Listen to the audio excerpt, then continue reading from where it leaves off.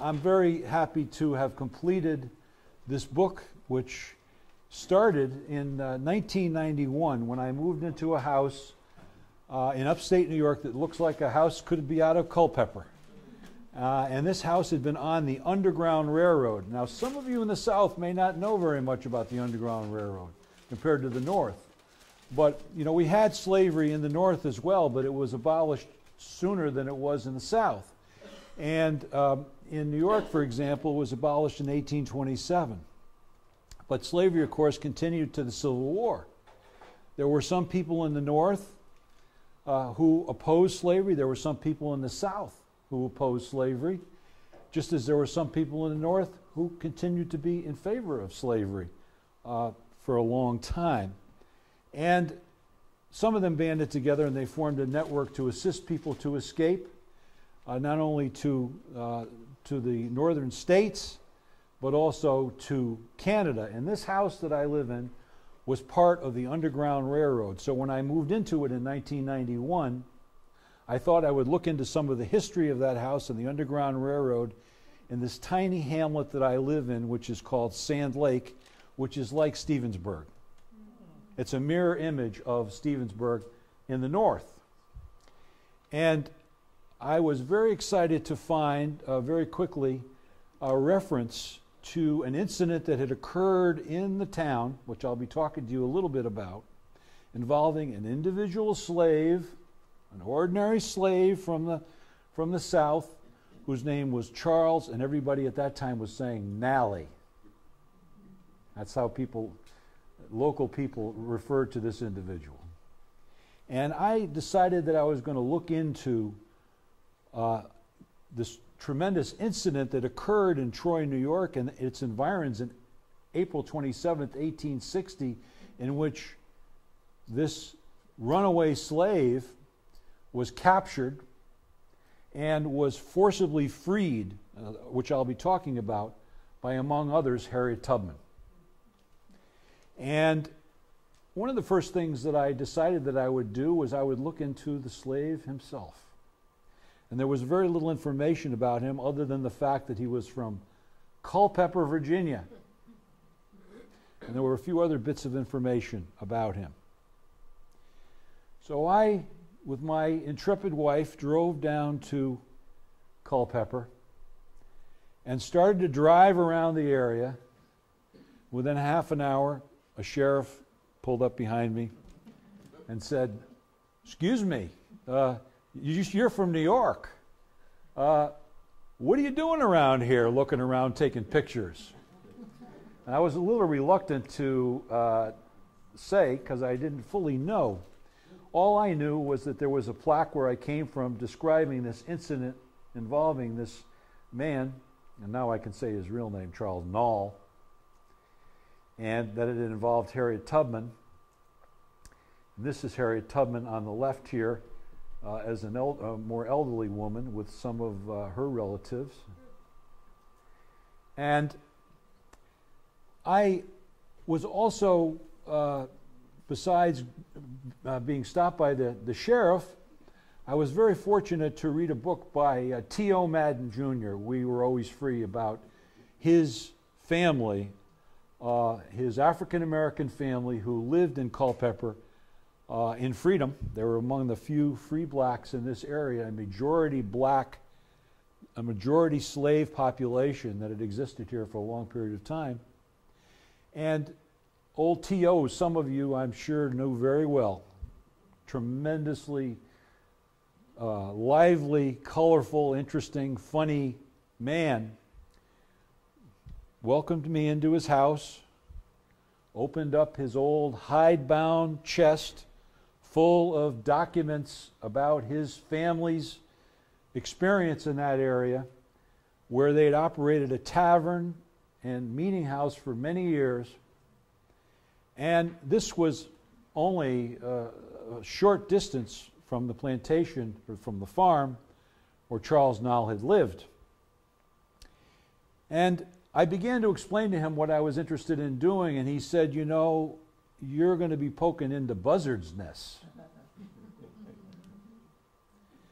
So I was a bit careful about what I did for a number of years. I didn't know what I was doing. I was looking into the story as best I could. And one of the things that so much intrigued me was that in 1932, pretty recently, a man named John Nall, who was the eldest son of Charles Nall, and this is John Nall standing here. He had become the superintendent of the Negro schools in Washington, D.C., was a very eminent educator for many years, and he was the son of Charles Nall, and he happened to be going up north to go on a vacation, and he happened to stop in Troy, New York, where this rescue had occurred and where the plaque I showed you before was displayed. He was greeted as a celebrity. People said to him, not only people from the black community, but from the white community, said, we're so thrilled to meet you because your father was the center of the greatest thing that ever happened in this city. We all felt so great about what happened that day. And he was such an important person for us. And we're so thrilled to have you here. And he said, I don't know what you're talking about. My father never told me about this. And so I began to wonder, why didn't Charles tell his son about what had happened to him in the days of slavery and this incredible rescue that occurred? And there were many mysteries that I went through. This is T.O. Madden when I visited him on October 1st, 1994, with his trunk of precious documents. And I also went to the Culpeper Courthouse, spent a lot of time in the Culpeper Courthouse. Because, as you know, in order to find information about a slave, written information, you have to go to the courthouse. There was no birth certificate for a slave. There was no wedding certificate for a slave. So many things that we take for granted in terms of a paper trail don't exist for a slave, but it is in the deeds. It is in the wills that you sometimes are able to find little shards of information, little pieces about these human beings who lived years before and who were part of a white estate. And I remember going through these deed books, and this day, when my wife found the first document about Charles Nall, she shrieked in the courthouse. And there was such a feeling of excitement on our part to begin to get into this documented official history. But then, you know, we became sad, and we became angry, because here it was in the courthouse of the government of Culpeper that still was keeping all kinds of official records, still had the wills, still had the deeds, still had everything else, that we were finding this evidence of this horrible thing that had happened years before, which was slavery and the ownership of a person. And the statement in the will, I transfer the ownership of this human being along with the feather bed and a sorrel mare and a few pieces of furniture, I transfer to someone else. Or as part of a gambling debt, I transfer my slaves to Colonel Tom or whatever it was. And besides the physical documents that I received, I began to wander the countryside, and this is a picture of Coles Hill, and I see today that that sign is no longer there, as far as I could see.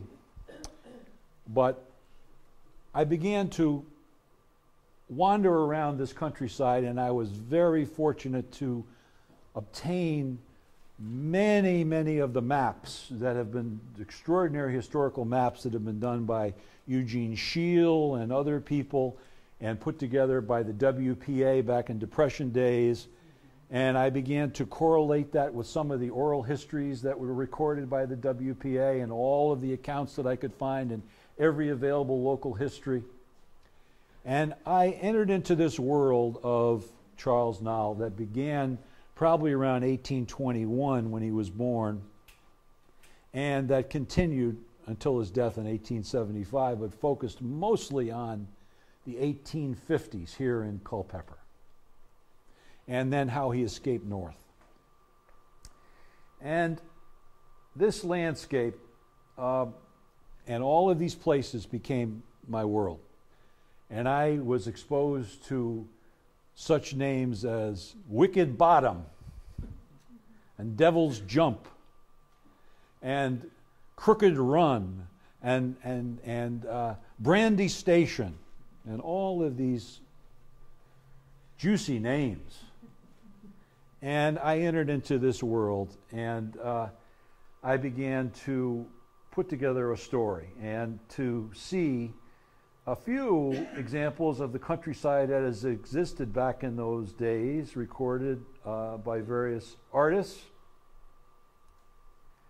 And also to find that there were some people in town. In Stevensburg, the pastor of the Baptist Church, Reverend Stringfellow, was the leading theological champion of slavery in the United States. He was insisting through his writings that slavery was preordained by God, and he was a large slaveholder himself, as many of you would know, and he required his slaves and others to attend his sermons, but of course they were not allowed to enter the church. They could only listen through the open window.